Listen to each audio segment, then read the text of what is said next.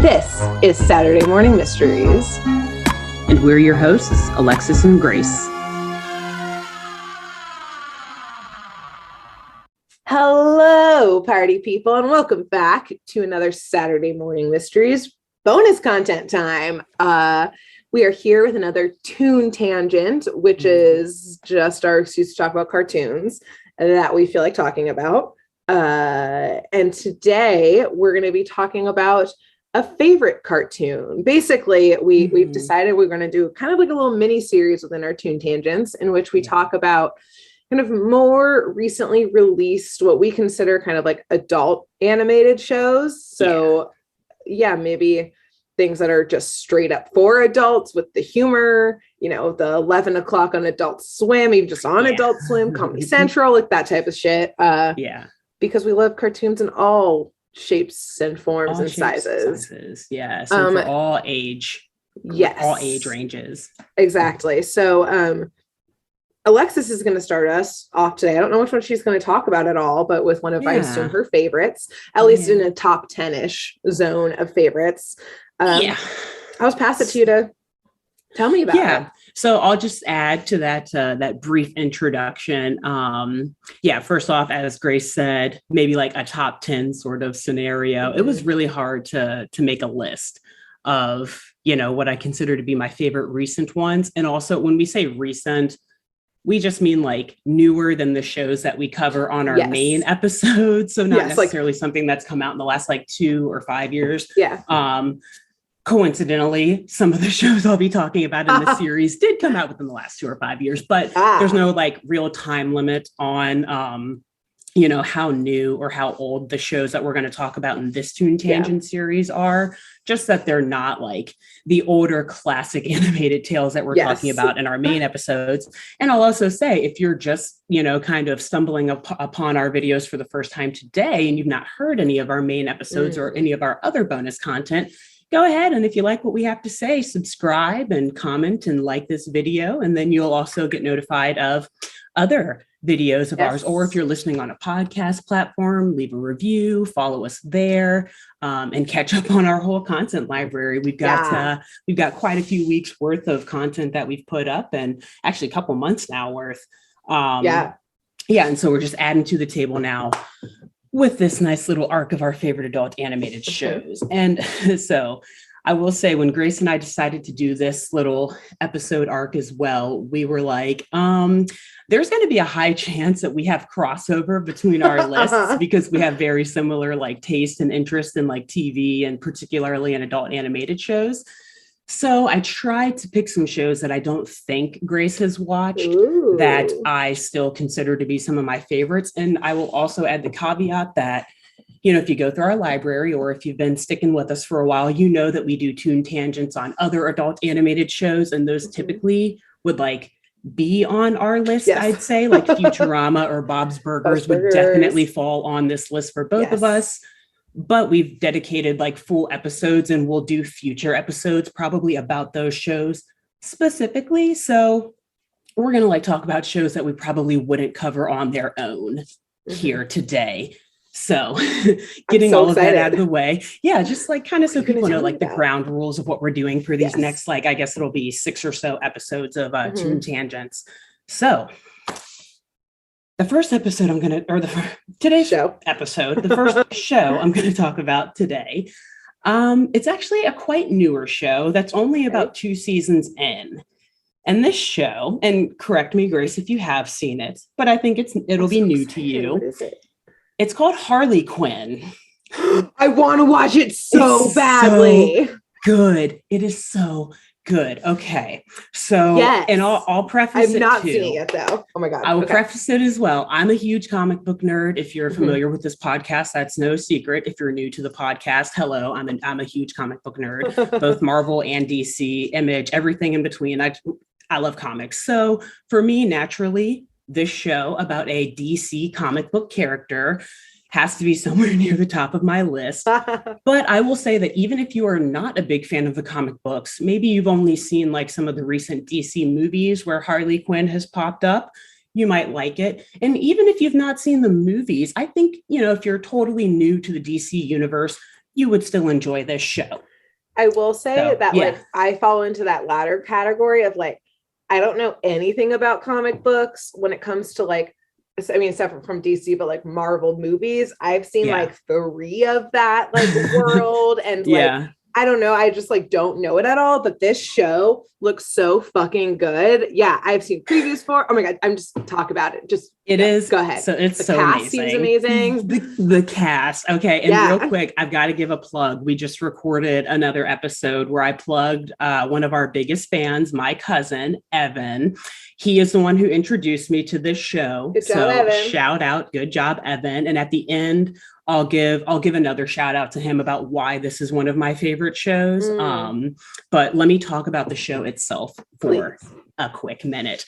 So if you're not familiar with the character Harley Quinn, she is a villain who appears in the DC Comics universe, or the DC Comics in general, and the DC film universe, mainly in Batman comics, but she eventually kind of spun off into her own character.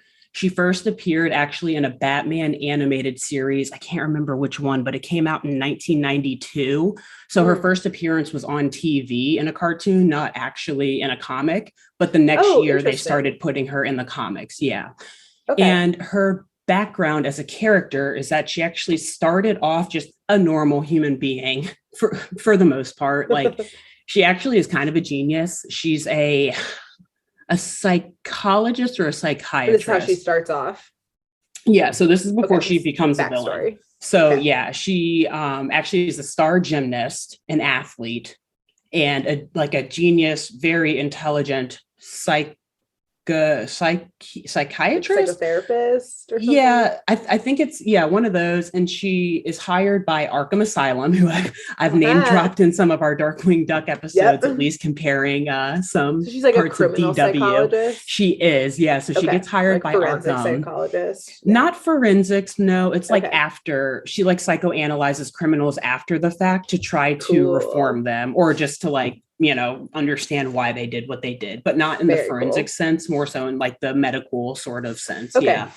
And her name, I should say, as a normal human, is Harley Quinzel. So Dr. Harley Quinzel, with the history as like just this amazing gymnast and athlete, she is assigned to work with the Joker, famous villain in the Batman universe. I don't think I have to tell too many people what he's even about. I know.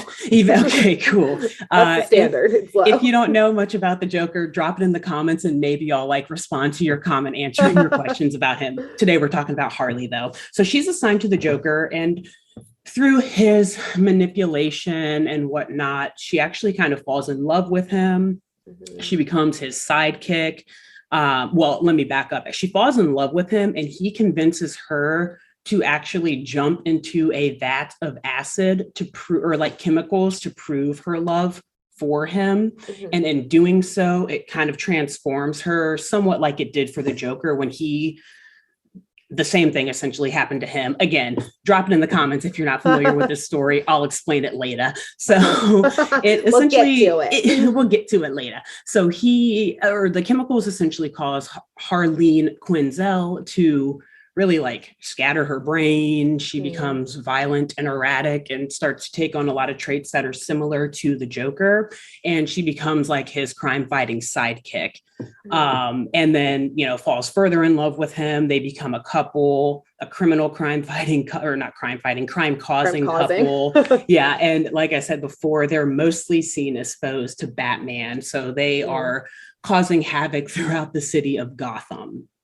And now, this show that I am here to obsess over today, it takes that fictional that character background of this crazed Harley Quinn, which is the name she assumes after, jumping into that vat of chemicals. She's like, okay, I'm no longer Harley Quinzel. Now I'm Harley Quinn, AKA Harlequin, like not like a clown. It's kind of like a clown, whatever. Yeah, but Joker's the clown, Harleen Quinzel is the Harlequin. So it's a cute duo. And she kind of dresses like one too. She uses like a big, an oversized hammer, and wears like the like the diamond almost kind like of a like medieval clown is what I think yeah, of a little yeah. bit. Like when I hear the word Harlequin versus like yeah.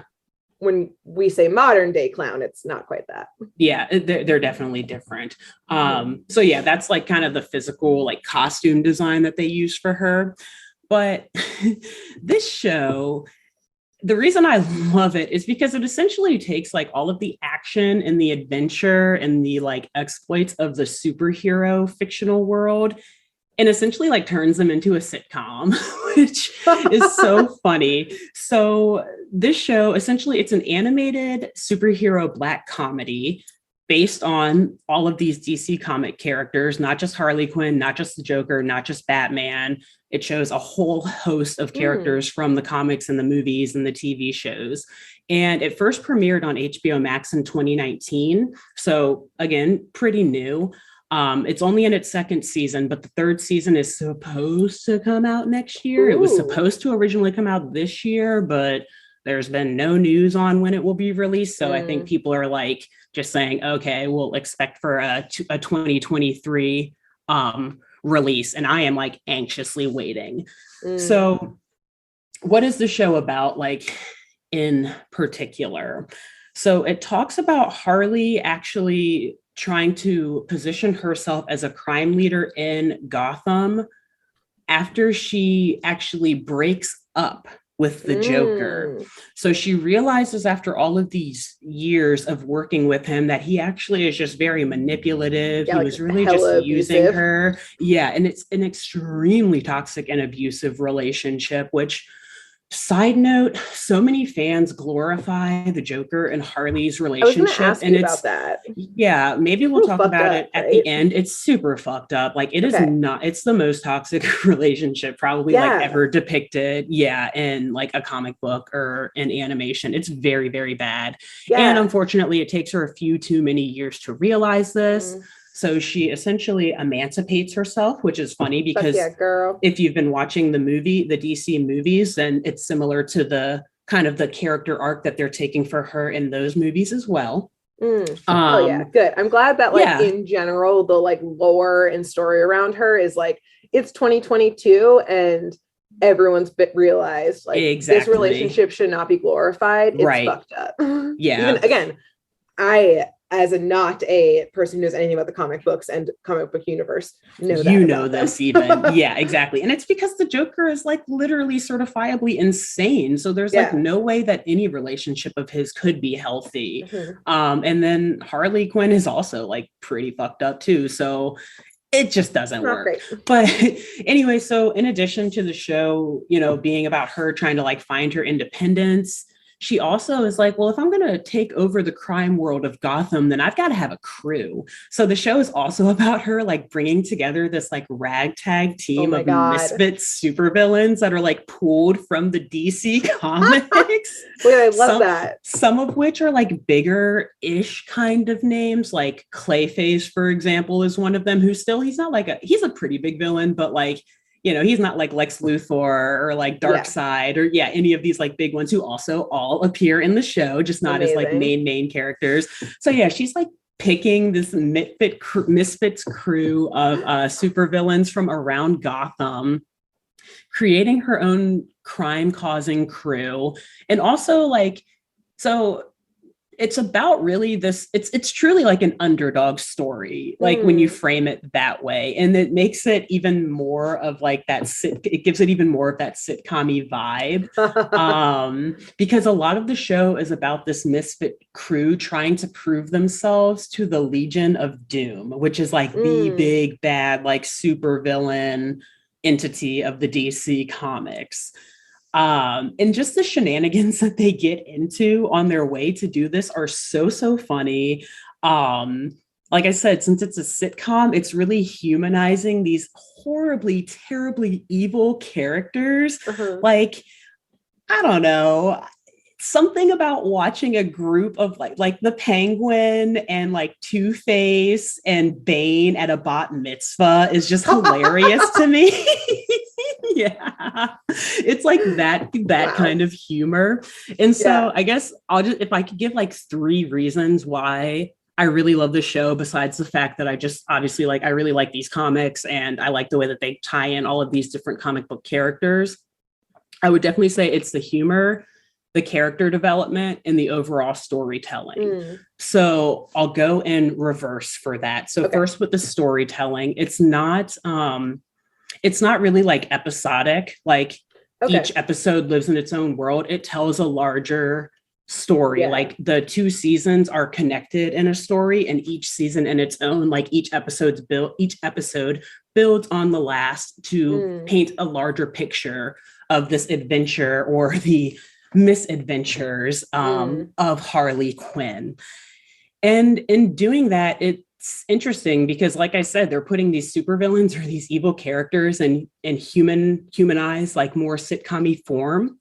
So you actually you kind of get connected to these very bad characters. Yeah.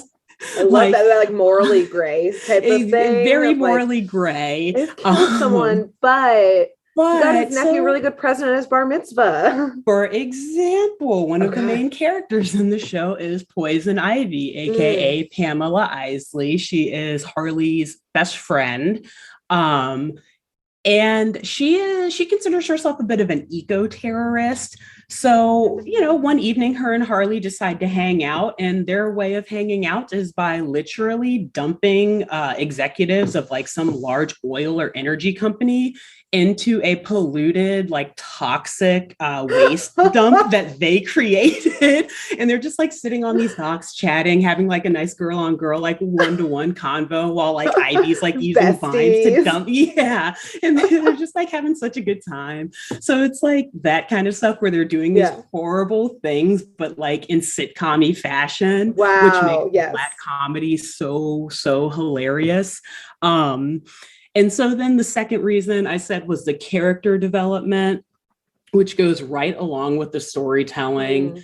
You really see these very kind of lost misfit characters all come together as a family, and they have moments where there are fractures. People don't like the way that Harley is trying to lead this misfit crew, but at the end of the day, they always come back to one another, which I think it's very wholesome for a group of, again, super villains. They have feelings too, okay? Yeah, they do. And they express them greatly. And then the last reason I'll give real quick is the humor. So I've said it many times. It's very sitcom-y type of humor where you just see this group of villains sitting on a couch, kind of plotting their next scheme. And a lot of the humor is actually very like conversation based. So like, don't get me wrong, there's a lot of slapstick stuff that happens in that show too, because it's based on a comic book. So it has to, yep. Weird shit abounds. But the gist of the humor, like sometimes you have to really listen because it's just like that fast paced, like dialogue, them just like shooting the shit back with one another. And also like a lot of the stuff that's going on in like the background is also just very funny. Like they're having a calm, casual conversation while literally Gotham is crumbling behind them and they're just chatting, or like parademons are flying everywhere behind them while they're just hanging out, talking, like ducking these robotic demons as they fly overhead, and then like continuing their conversation, someone's planning a wedding as parademons are like flying through the chapel.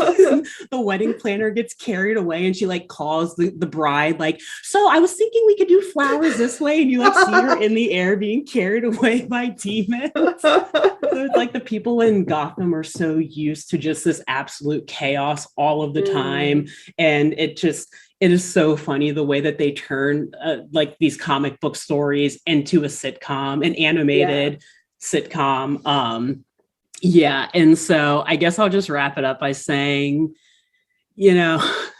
the show is hilarious, but really like it just has a special place in my heart because, as I said, my dear cousin Evan, he introduced me to the show. And so now every time that I watch it, I just think back to the very first time that he showed it to me. Me and my brother Aaron, we actually took a little road trip down to visit Evan and his beautiful wife Christina, also a fan of the podcast, shouting out both of them now.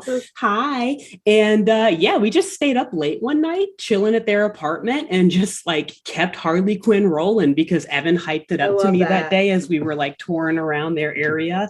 And he was like, oh yeah, we should totally go back and check that out. And we watched it and we were just lolling the whole time, just kicked back, chilling. And so I just always think back to how dope of a weekend that was. And yeah, it's a great show. If you have checked it out, maybe drop a comment on why you love the show and how excited you are for season 3. If you've not checked it out before, I highly recommend. It's on HBO Max. Harley Quinn. I'm sure from the title of this video, you will figure out how to spell that. This video and or podcast episode, you will figure out how to spell that if you don't know already. Highly recommend it. Hilarious show. Very, very graphic, I will also say, for an animated show. But ultimately a sitcom, misfit, underground story, and also romance, a love story as well, too. But I will let the viewers watch to see that portion. I won't go into that. It's very, very good.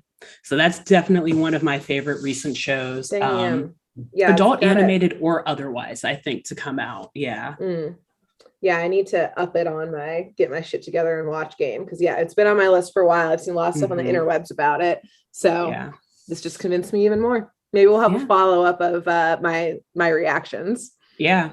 I mean, hey, there's a lot of crime to cover there in that show as well. So who knows? I started this video by saying that we probably won't do like full, like longer episodes on each of these shows that we cover in our favorite adult animated shows, but maybe we'll break our own rules and end up talking about Harley Quinn. There are no rules here, as we've said many a time. So bear with us. That's exciting. Yeah, I'll have to. I'll up it on the list. I'll bump it up.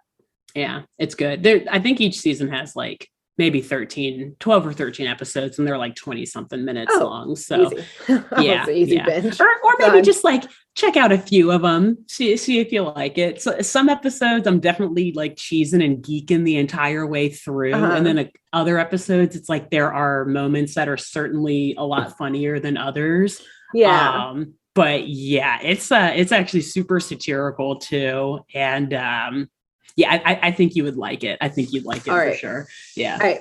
I'll check it out. I'll report back. Thanks for the profile, and stay tuned to hear more of our faves on more Toon Tangents. Like, subscribe, review, share a friend, etc., etc.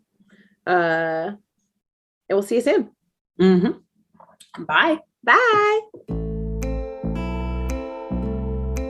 Thanks for tuning in to Saturday Morning Mysteries. If you enjoyed this episode, please share, rate, review, leave us a like, and drop a comment. We post episodes every Saturday and bonus Toon Tangents whenever we feel like it. So please subscribe so you don't miss the shenanigans. And if you want to follow us on YouTube, click the bell under the YouTube subscribe button to receive notifications when new videos are posted. And if you want to subscribe to the podcast, we have no idea what you're listening to us on, so just hit the big subscribe button on whatever app you're using. We believe in you. Give us a follow on Twitter and Instagram at SatmornMist, all the abreves, and let us know if you have any episode or show requests by emailing SaturdayMorningMysteries@gmail.com. Thanks to Jenna Kendall for the logo design, and to Ava Sakiki for the music used during this week's episode. See y'all groovy kids next week on Saturday Morning Mysteries.